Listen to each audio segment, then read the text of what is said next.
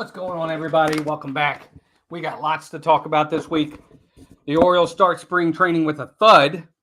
More trades on the horizon for the Orioles. And we got lots to talk about when it comes to the bullpen. All that on this week's episode of Orioles Weekly. Let's get started right now, if I can get everything going here.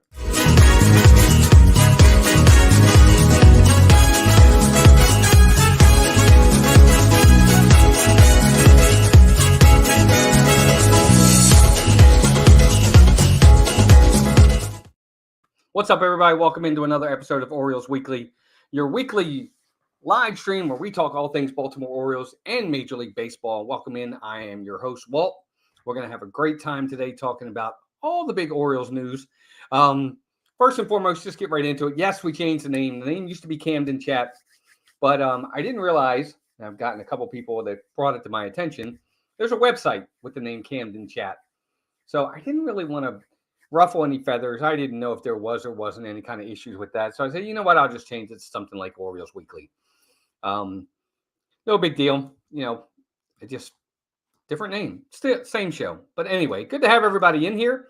Right now, we've just got Jeannie in the chat. Jeannie52573. Jeannie, as usual, always good to have you here. Hope everybody's having a good week. Let's go over a few things in the world of our schedule, and I'm going to change this right now.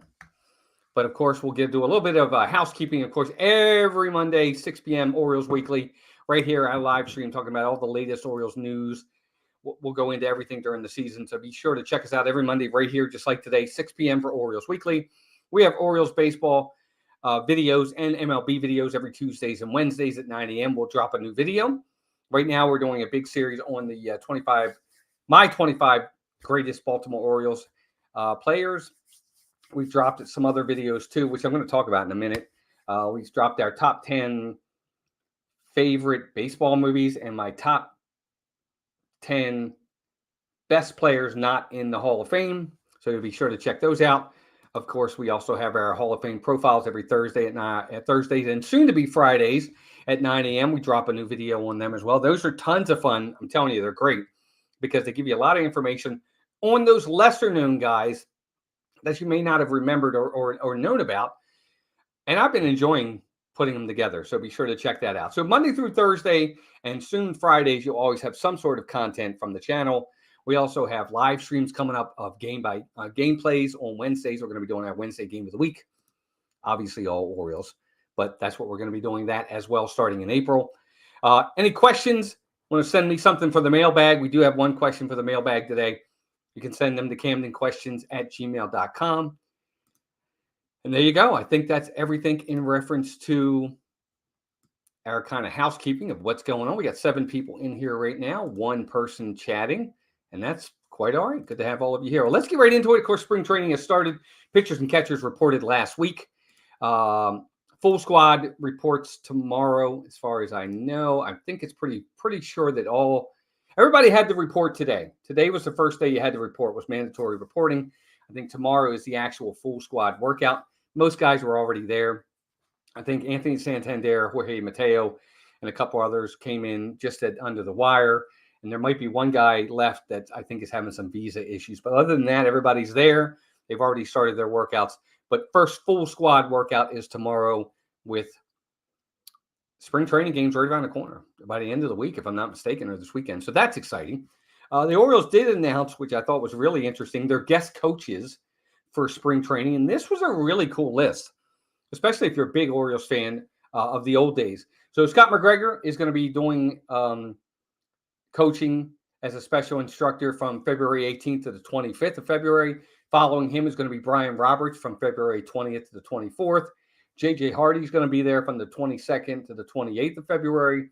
Ben McDonald is also going to be there from the 22nd to the 27th. So he'll be there around the same time as J.J. Hardy. Eddie Murray, Baseball Hall of Famer Eddie Murray, February 28th to March 4th. I'm actually going to be able to see him because I'm going to be down there March 3rd, that Monday, with my dad for a game. So I'll be able to see him, which is awesome. He's my favorite player. Robinson Chirinos is going to be there March 1st to the 5th. Adam Jones, March 2nd to the 9th. And last but not least, Matt Wieters, Wheels, as I like to call him. I always called him Wheels because he was just so slow, but I called him Wheels. Is going to be there March 5th to the 8th. So some big name players. What's up, Chris? Welcome in. Good to see you. Nomadic, excuse me, I still got a little bit of a cough.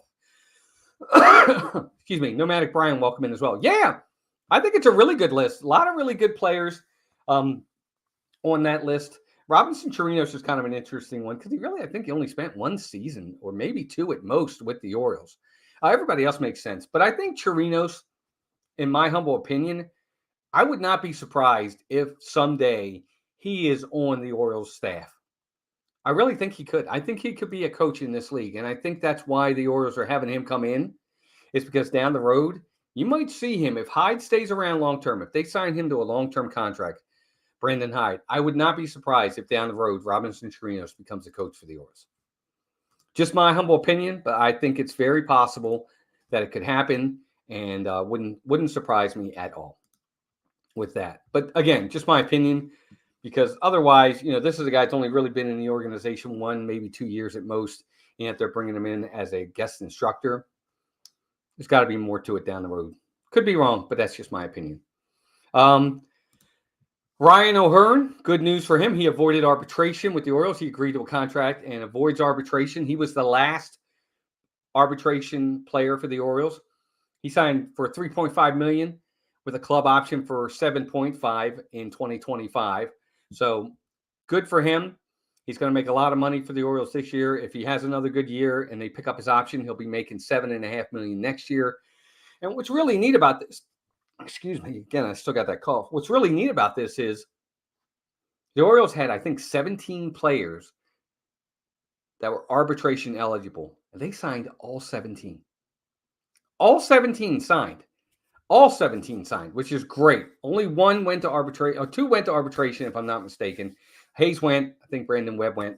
But either way, all of them signed. Everybody's under contract now. It was great. They did a really good job with that. I'm really happy to see that everybody's under contract. Raven Lunatic, welcome in. Jonesy and B-Rob are my guys. I really think, look, if you guys really want to watch something, keep watching my list of my top 25 Baltimore Orioles of all time every Tuesday and Wednesday. I have my list of players. I think numbers 17 and 16 are tomorrow and Wednesday for my 25. I'm doing 2 a week, counting them down. Keep paying attention to that. Eric Pressler, welcome in, buddy. He said, I'm having second thoughts on Lou. I told you. We're gonna talk about that too. Yeah, that's it's funny you brought that up because I was gonna bring that up too, Eric. It's funny you said that. I didn't think he was going to be long for this team. I certainly didn't think he was going to make the team, but I just think it's funny. But anyway, Ryan O'Hearn, really glad he signed $3.5 million. I know he's happy. Got a good raise. Possibility of making $7.5 next year. Can't beat that. I also want to talk. We're going to get into the main topics and the.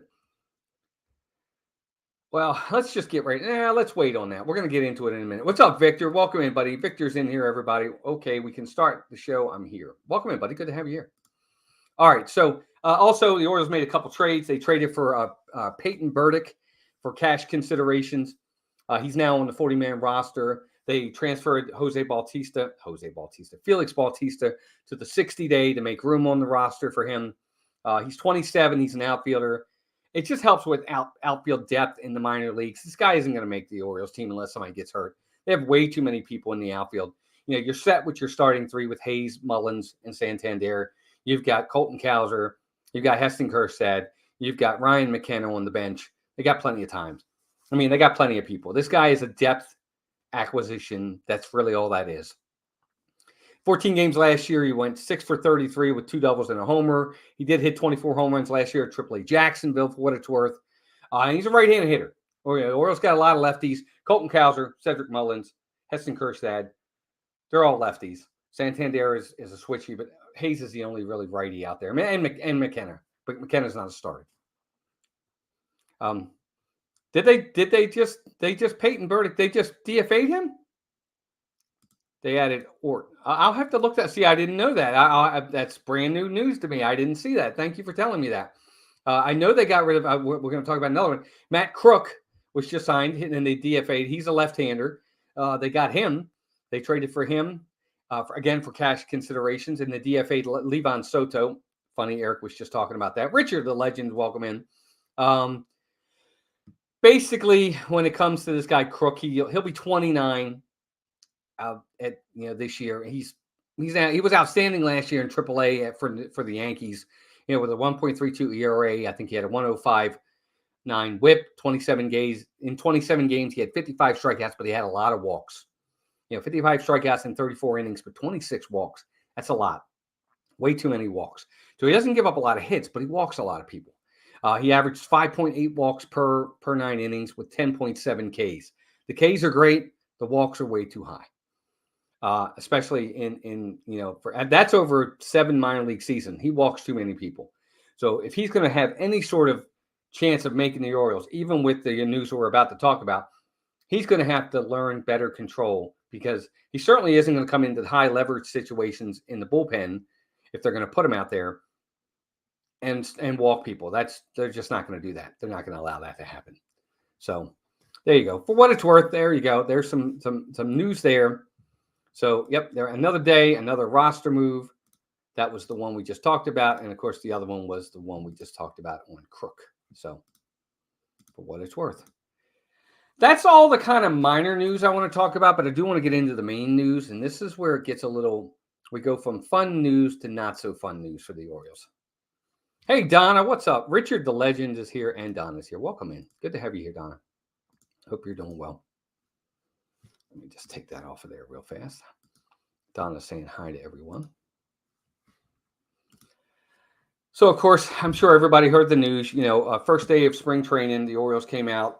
Mike Elias does this every year. The first thing he talks about are injuries of people that are reported, any type of injuries they have after they take their physicals. They look at different things.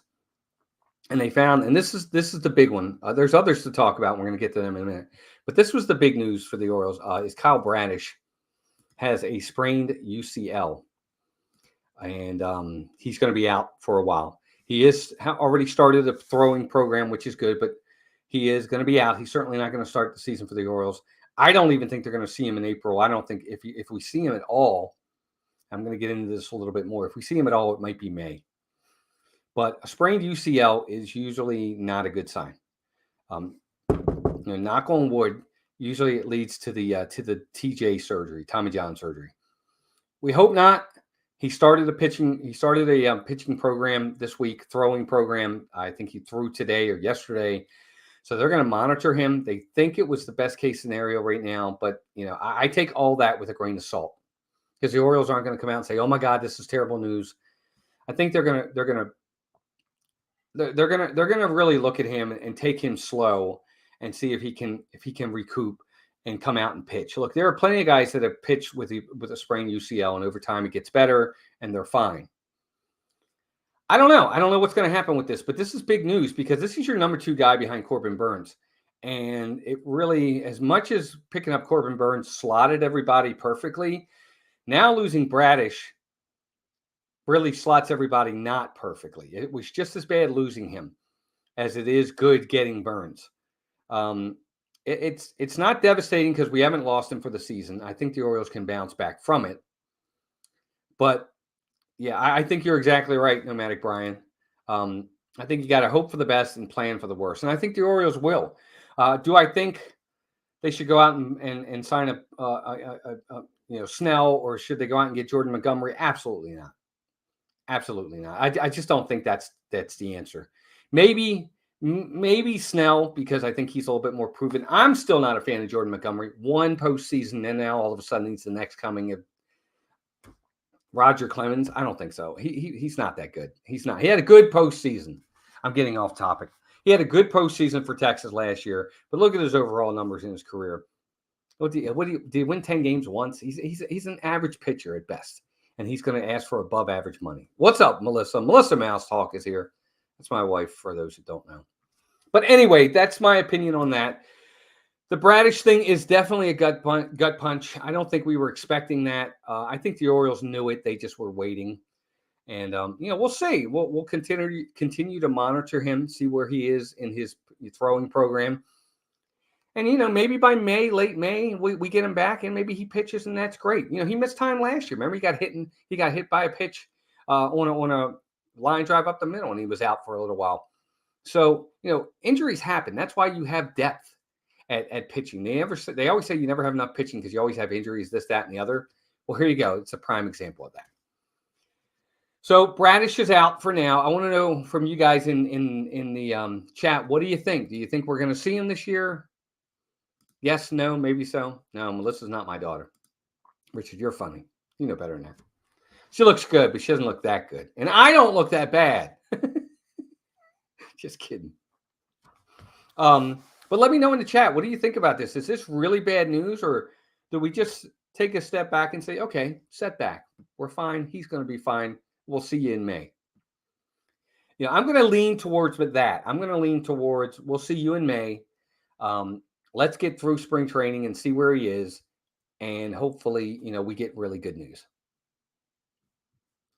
I don't know. Ravens Lunatic, I don't know if it's going to really be that long. I really don't. I don't think they expect it to be something like maybe you're right, but I don't see it like that. I just don't see this.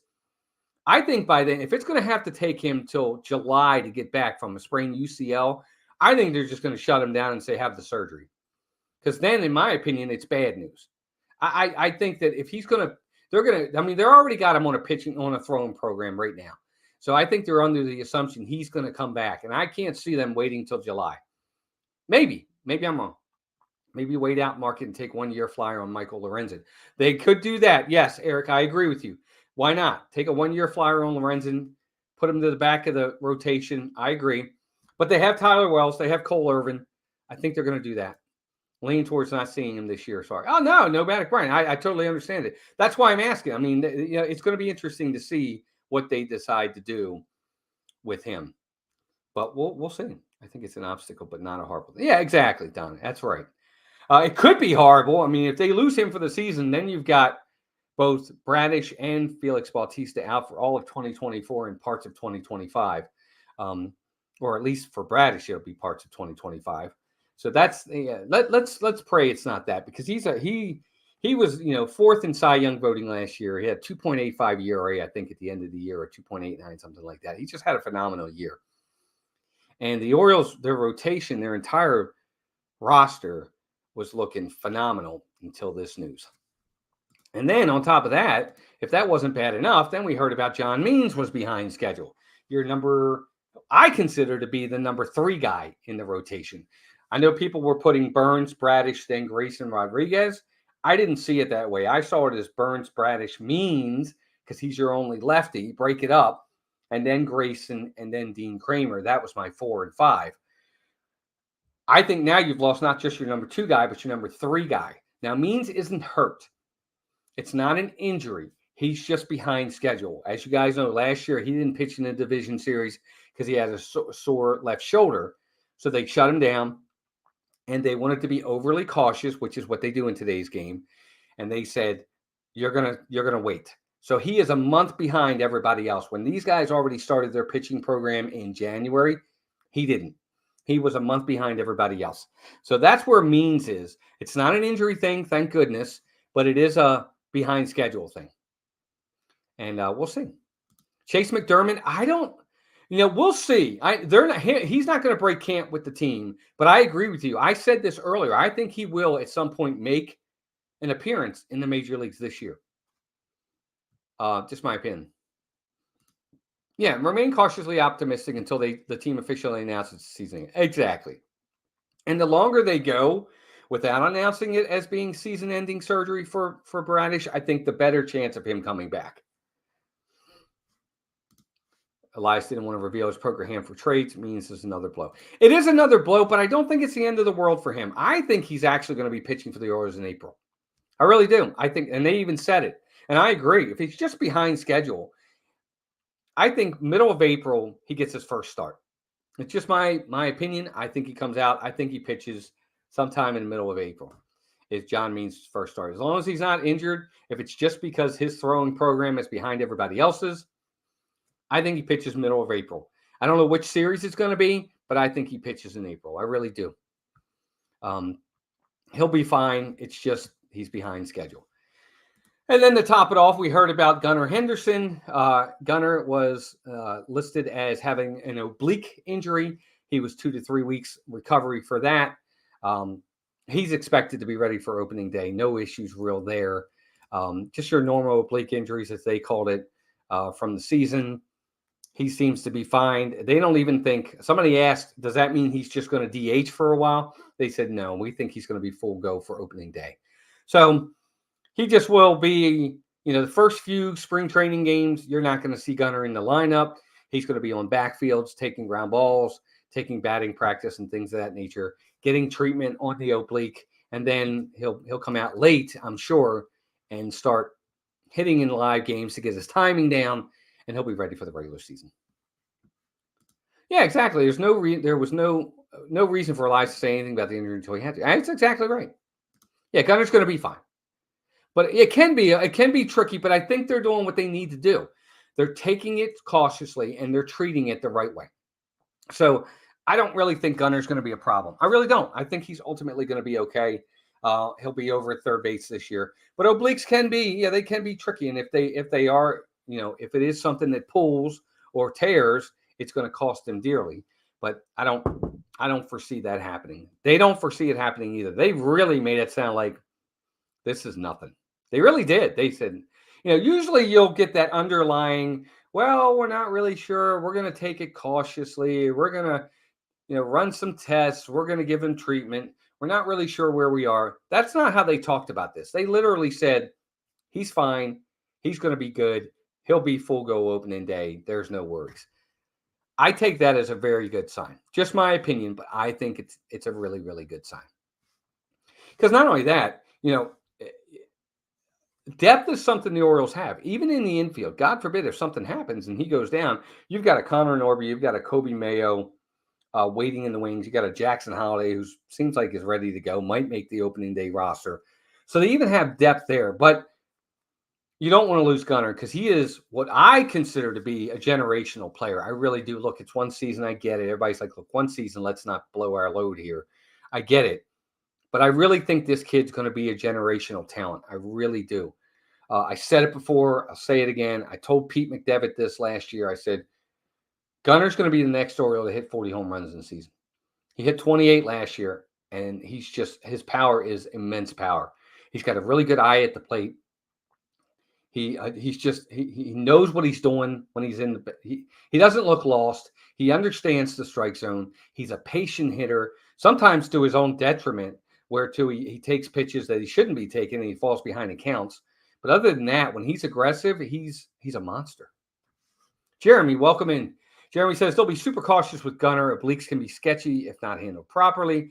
The O's brass will be smart with it, and we don't even know how serious it is. Again, I just don't think it's serious. I really don't. I'm going to trust Mike Elias. I don't think he's pulling games. I don't think he's pulling our leg here. I think if they really thought it was an issue, they would say it's an issue. Adley was the harbinger of the good things to come, but to me, Gunnar is a superstar in waiting. I think they're both superstars. Gunnar a little bit more only because of the position he plays. Adley is going to get wear and tear very quickly, and they'll have to move him off of catcher. But for the position, the value that Adley brings behind the plate is unmatched, in my opinion. Because not only does he hits from both sides of the plate and hits from both sides of the plate well. He has a good eye. He gets on base. He's good behind the plate. He can throw out runners. He's good defensively. And boy, can he handle a pitching staff. So there's certain aspects that Adley brings that are just phenomenal. But you're right. Straight tools, I think Gunnar's going to put up the better numbers. But for the value of the position that Adley plays as catcher, Adley Rutschman's the best catcher in baseball. Is Gunnar Henderson the best third baseman in baseball? No. But he's darn good. So just my opinion. Definitely wasn't a slight against Adley. Gunnar is just on another level. They're both really on another level. I really think people, Gunnar, when Adley came up, everybody said the same thing. Adley was the superstar, and now Gunnar kind of surpassed him to an extent. But I don't sleep on Adley Rutschman. I think this kid he's a generational talent too. I really do. If they both live up to their potential and have long, successful careers, we might see plaques for these guys. That's a big might. We got a long way to go. But these guys are on the right path, and the talent is there. You can see it. You can just see it. Adley will be in the Buster Posey role in a few years, especially if Basayo is as legit as I think he is. Yeah, exactly. And that's the other thing too. Players are going to come in, players are going to go all the time. Adley Rutschman might become the next first baseman for the Orioles, and that might mean Ryan Mountcastle moves on. Because you're right, Samuel Basayo is going to make this team next year. That kid crushes. Now he's injured too. They're going to take their time with him. But I'm telling you right now, that kid's going to be on this team next year. You can coexist with two great catchers. You find at bats for them. Yeah, I wore my Gunnar Adley shirt last week, Melissa. But I will wear it. Don't worry. But anyway, that's, Gunnar, I don't foresee him being, that one I have no qualms about. No worries, no nothing. I think Gunnar Henderson is going to be just fine. Knock on wood. I don't think that's an issue. I don't foresee the Orioles saying, oh, he's fine if he wasn't fine. I really don't. Even with Bradish, they didn't say he was fine. They said, look, there's some, it's a sprain. We're going to take it easy. He's starting a throwing program. We'll see where he progresses. This could be fine. They didn't say anything like that with Gunnar. It was just, he's good. He's fine. He'll be ready for opening day, full go. Just taking a couple weeks to rest it. That's it. And same thing with Means. No injury. He's just behind schedule. He'll be ready to go just a little bit later than everybody else. So neither one of them really bother me. Raven Lunatic says, I love Cedric, Mounty, and Hayes, but if they are all gone in a few years, that means the development of our prospects is gone about as great as we would hope. Raven Lunatic, I don't know how long you've been watching our show or watching me, but I've been saying that from the beginning. Look, some of these guys are very expendable. Austin Hayes, he's a fine player. He's a Gold Glove guy in left field. But every year his numbers in the second half dip. What do you want from your left fielder? Do you want offense or do you want defense? Because he's not providing both.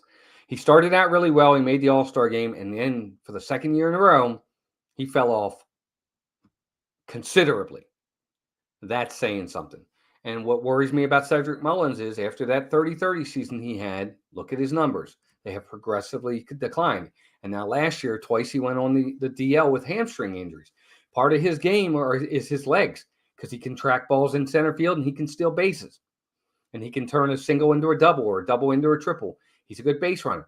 If his legs are going to start giving him trouble, he doesn't have a very good arm. He doesn't have a strong arm. What are we going to do with Cedric? And Anthony Santander is already making $11.5 million this year. That's what he want. That's what he got in arbitration, or that's what he signed for. And he's free agent at the end of the year. You're right. Some of these guys are going to be gone.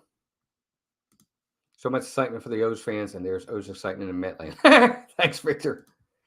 They are good players, so it would mean the prospects push them all out, meaning they are better. I agree. Oh, absolutely. I agree. I think Colton Cowser is the real deal. A small sample size last year.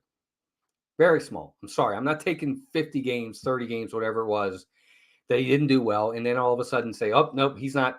He's sorry. Nope, we're pushing him to the side. No, I'm not doing that. I got to give him a legitimate chance. Same with Heston Kjerstad. The kid's he's going to mash. The raw power of that kid is amazing. I think both of them are going to find places on this team this year. Mullins is trade bait for a team that needs center field help.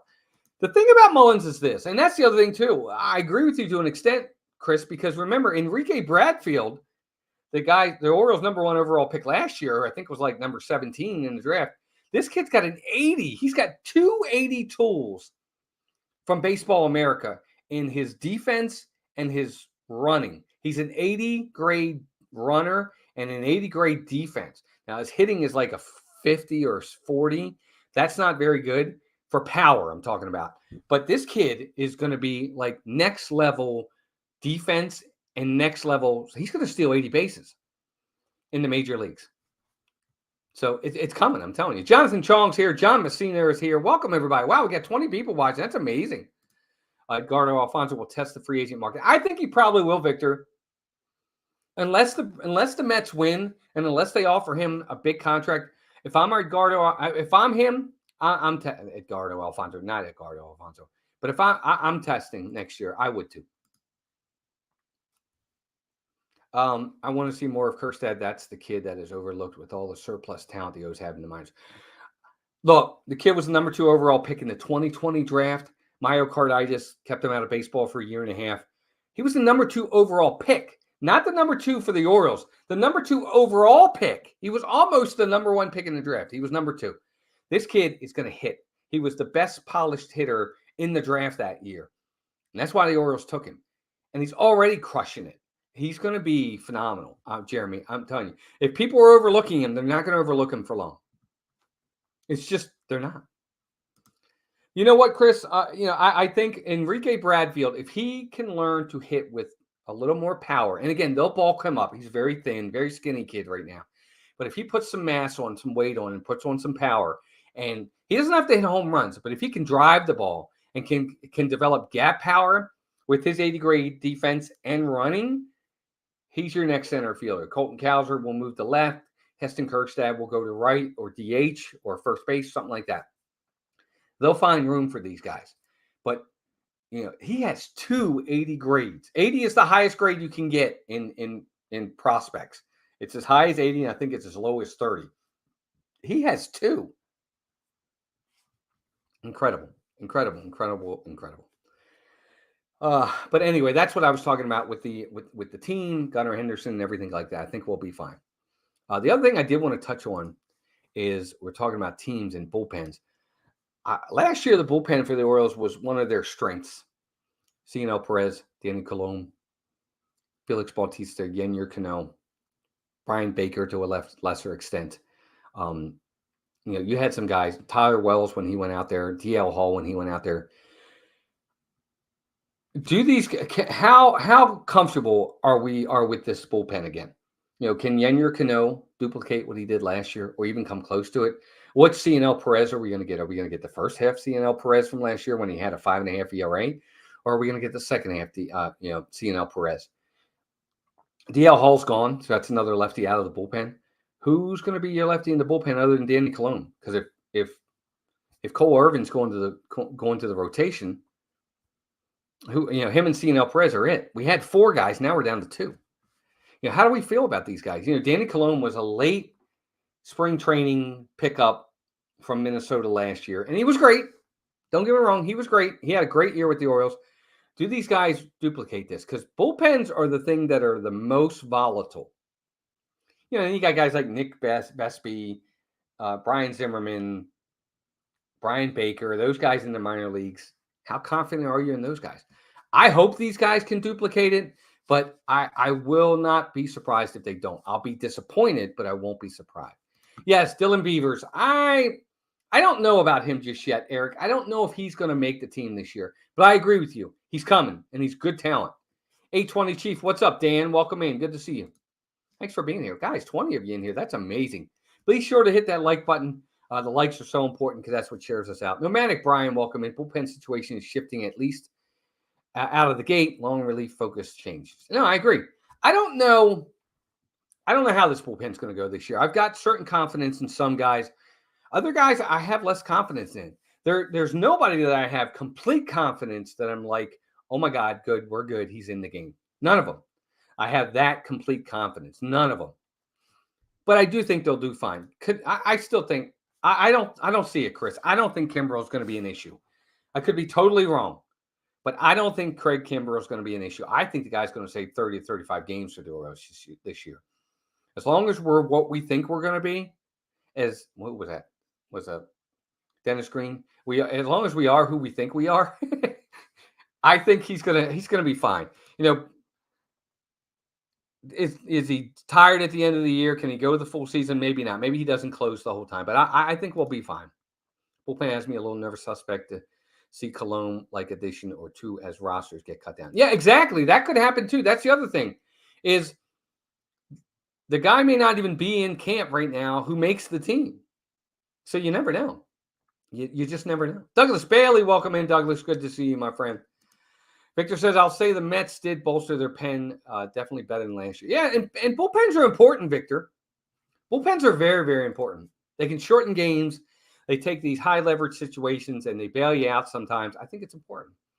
Jeremy says, I'm honestly not that comfortable with the bullpen if we're comparing to last season. Doesn't seem like bullpen magic tends to be one of those things that sticks around. I expect regression from some guys. I agree. But some regression from some, if we have guys step up, then we're fine. Brian Baker to get things together this year. He's A+ stuff. His stuff, but that's the problem with him.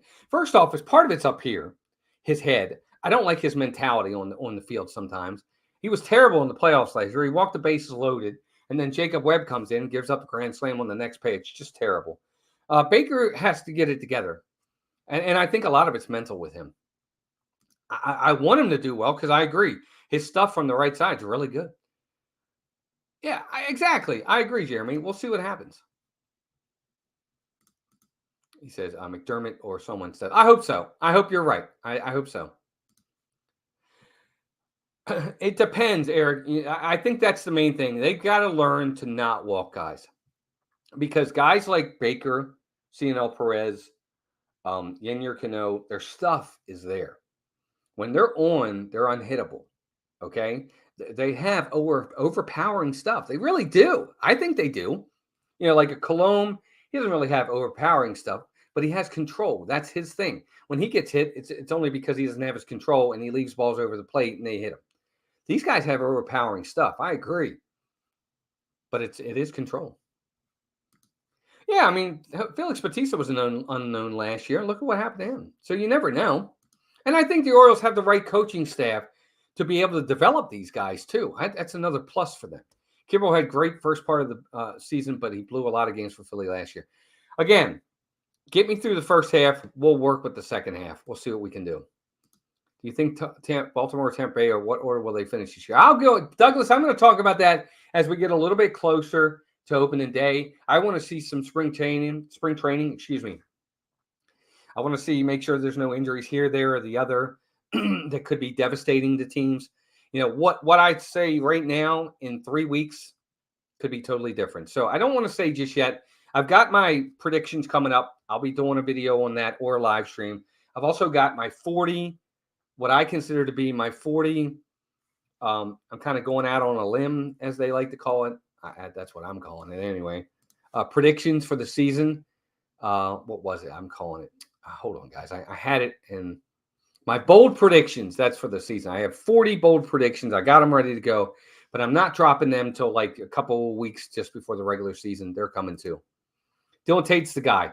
Putting my money on him. Yeah. I mean, Tate, if he comes back to being what he was a couple of years ago, he's going to be a good addition. Tampa Bay gets credit for doing a lot with a little bit. I don't see it this year. Yeah, we're gonna find out. We're gonna find out. They had a lot of injuries last year. We'll see.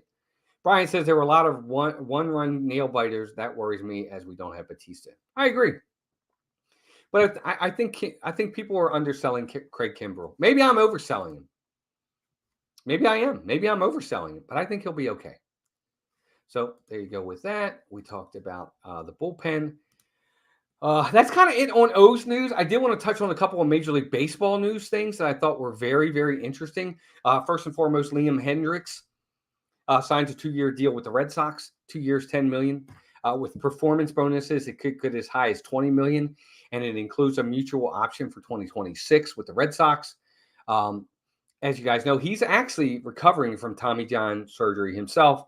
At the earliest, it's going to be after the All-Star break that they're going to get him. So I was kind of surprised that they signed him because they do have Kenley Jansen. Now, I know Jansen's in his last year in his contract with Boston, but I was really kind of surprised he got 2 years, $10 million. I mean, I guess that's really not that much. That's $5 million a year for a guy that's going to play less than half a season.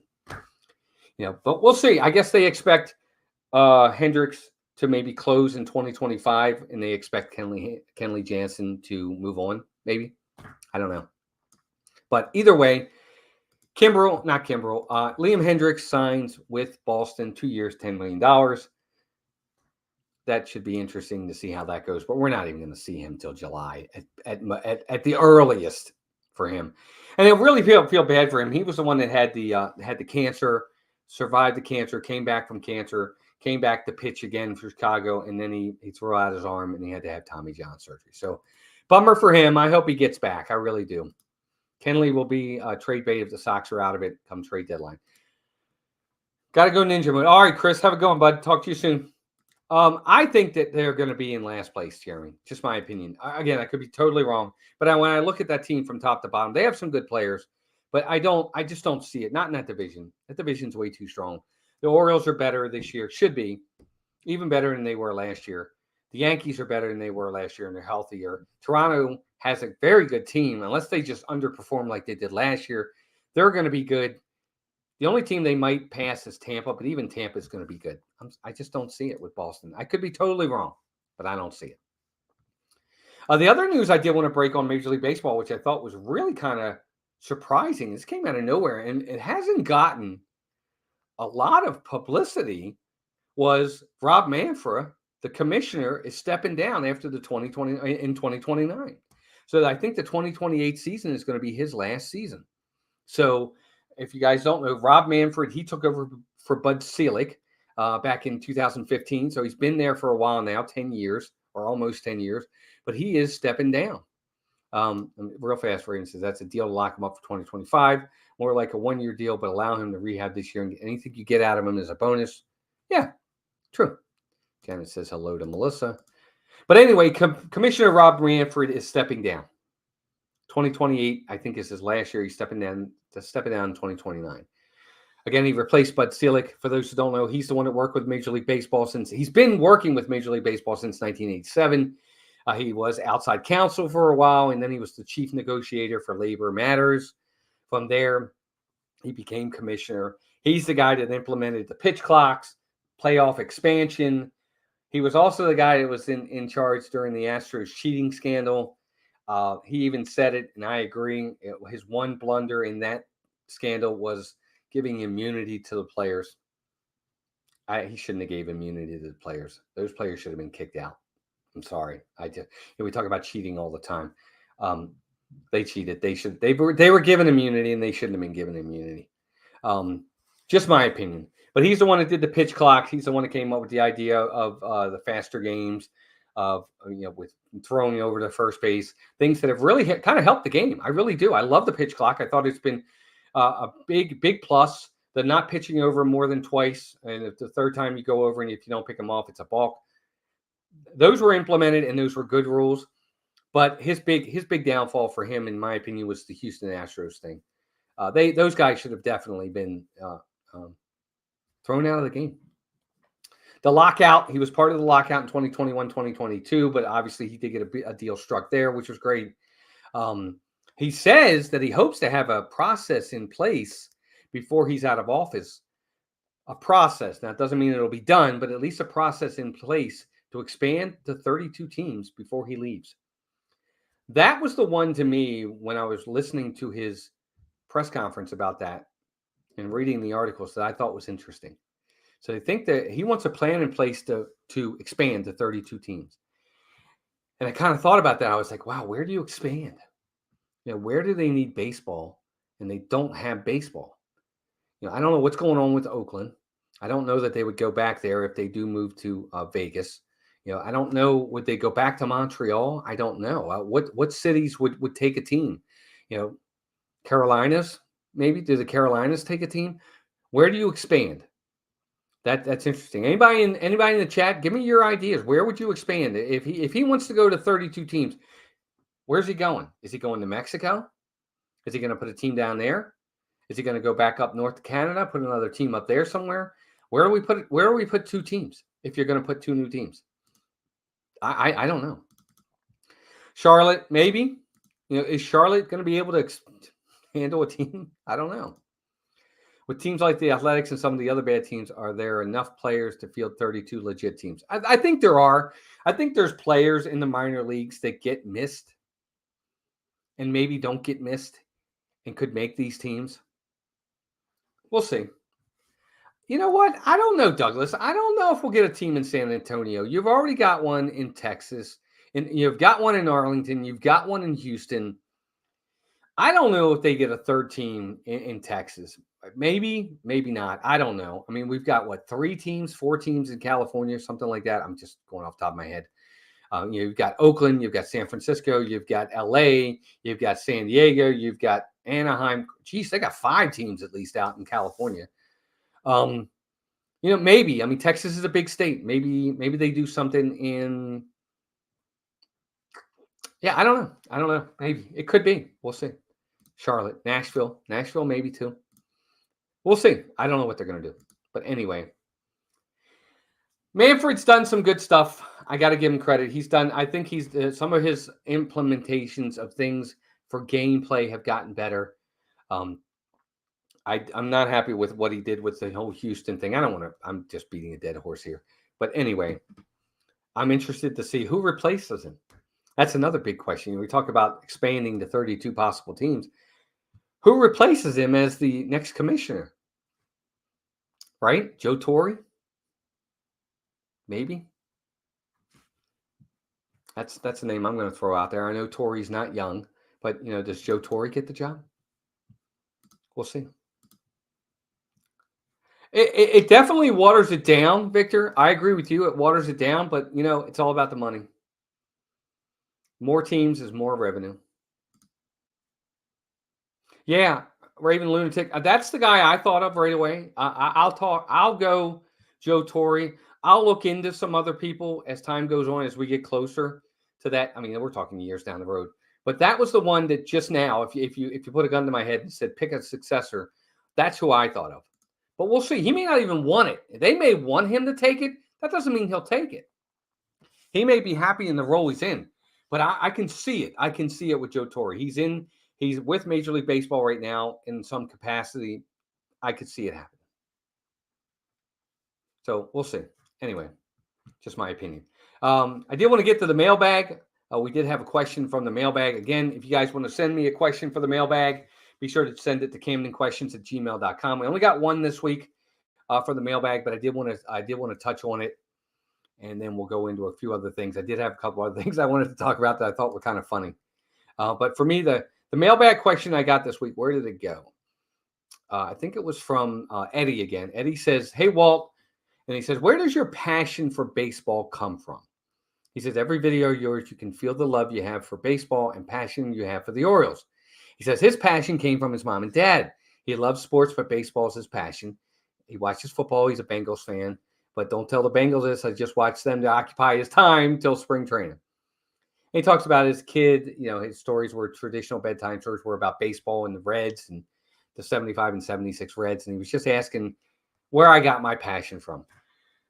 Well, for me, I think it was just a passion from my dad. My dad was a big Orioles fan, but I also played ball when I was a kid.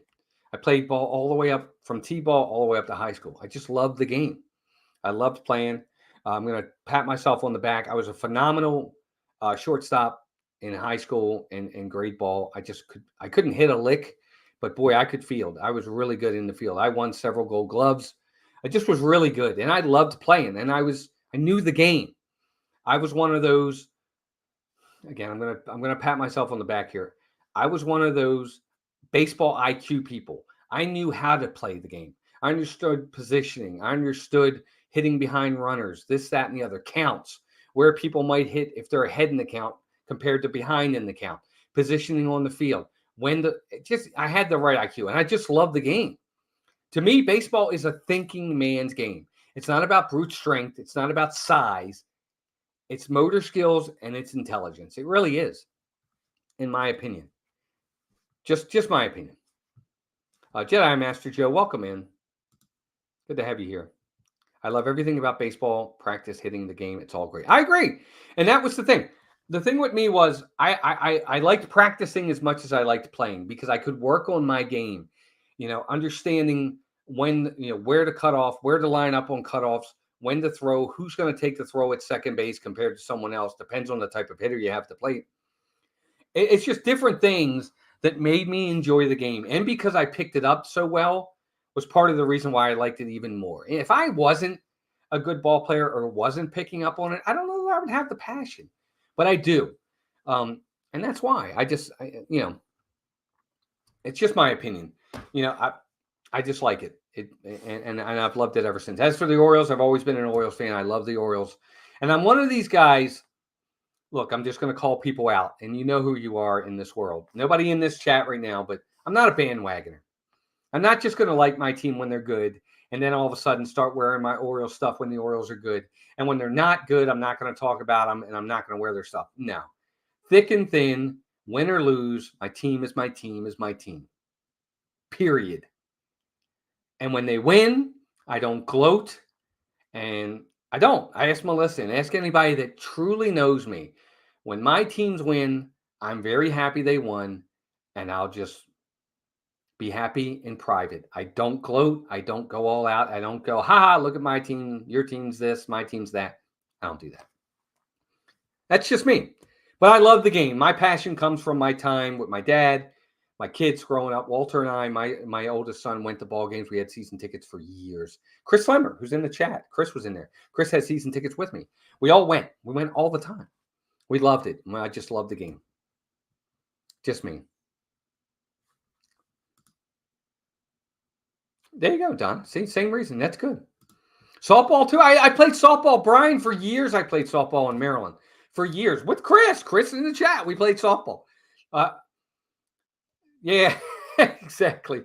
I played ball. That was my only thing. The only thing about baseball, I didn't like hitting because I didn't want to get hit. Because I never trusted that the pitchers were good enough on the teams to have the control to not hit me. That's why I got away from hardball as well. I don't gloat either. Too many years of suffering makes me appreciate it without the need to be a buffoon about it. Exactly, Jeremy. It's not about that. You know, I don't do that. If my team wins, I'm just happy they won, and I just thank God they won. Because next year they're probably not going to win. That's it. It's just that simple. Only time I fell off from watching games was a perfect storm of the O's being terrible and my kids being young and taking up tons. Well, exactly. But the Raven Lunatic, that's different. I get it. You know, family always comes first. Always. That was more of a long. Exactly. Yes. It's a sport that you can afford to take your family to watch. Yeah, that's true too. I mean, you have so many games. You know, you can get a $15 ticket at Oriole Park. It's going to be in the upper deck or whatever. You get a $15 ticket and go watch a ball game. Take food with you. Oriole Park was great because they would allow you to bring food in. My dad and Walter and I, when we would go, or Chris, we would get food on the outside at one of the vendors outside. Get a chicken sandwich like that with a soda for $5 and take it in and watch the game. It was phenomenal. It was awesome. Anyway, that's my love of the game. That's my passion for it. And I do have a very, very big passion for baseball. I like football. I love my Rams, but baseball's first. I would trade 10 Rams losing seasons, and I love my Rams. Don't get me wrong. But the Rams could lose 10 years in a row for just one more championship from this team. I was 12 years old last time they won. I barely remember it. I miss it. Makes me sad. I want them to win. There you go. See, Brian, I was from New York City, and my dad and I sat in police for $2. Isn't that amazing? Yeah, Victor, there you go. See, everybody has their passion. Even got them into collecting the O's baseball cards. See, there you go. I was never a big baseball card guy, though. You know, I don't know why. I just never really collected baseball cards. But anyway, there you go. So there you go, guys. That's kind of what I wanted to talk about there. I do want to touch on a couple things, though. I don't know who's in this chat right now. But for those that don't know, I posted a couple of videos outside of my normal videos I've been doing. I did a 10 best players not in the Baseball Hall of Fame. And then I did my 10 favorite baseball movies of all time. So the baseball movies is doing well. It's fine. But my 10 best players not in the Baseball Hall of Fame has gone viral almost. It's got like almost 40,000 views. It's got like almost 400 likes. It's got over 450 comments. It's just been fantastic. I've picked up like almost 200 subscribers from it. It's just the video really took off. I must have hit the algorithm. So I got very lucky. But that being said, people are crazy. Some of these comments that people leave, I want to say to myself, did you even watch the video? Because they'll talk about stuff and they'll call me out on stuff. And I'm like, that's not even what the video is about. They'll say, nah, that guy doesn't deserve to be in the Hall of Fame. Nah, this guy doesn't deserve to be in the Hall of Fame. Change your list. I'm like, the video's not even about whether or not they should be in the Hall of Fame. It's not about that. The video is just about these 10 best players, in my opinion, that aren't in. Not whether they should be. They're just not in. That's it. And people, I'm like, do you watch the video? It's just, and they're so mean-spirited. There's so many people that are mean-spirited and just, they have to like be mean about it. And I'm like, look, you can have your opinion, but you don't have to be mean about it. It's just, it's nuts. Yeah, exactly. It's definitely not the Disney community that we're used to seeing. Yeah, exactly, Donna. Well, I want people to comment, and I don't take it personally. I really don't. I like to respond because I'm the type that I'm going to respond to you. I'm going to respond in kind. It's just who I am. If you're not nice to me, I'll be more than happy to put you in your place. But that being said, it doesn't have to be that way. It's just weird. But anyway, you should go check out that video on the 10 best players not in the Hall of Fame if you haven't already. The answer is always no. They didn't watch it. People only generically read headlines. Exactly. And then they read into it. It just, they see, 10 best players not in the Hall of Fame. You really think these players should be in? No. I even say that in the video. I'm like, look, I'm not saying these guys should be in. Whether they should or shouldn't, that should make up your own decision. These are just the 10 best, I think, that aren't in. It's that simple. Misery loves company. Some people just like to poo-poo on others. Yeah, exactly. It's fine now. I just thought it was interesting. Well, wow, look at that. We got an hour in and we're coming up. That's what's all this talk about Eagles rights? Exactly. What else was I going to say?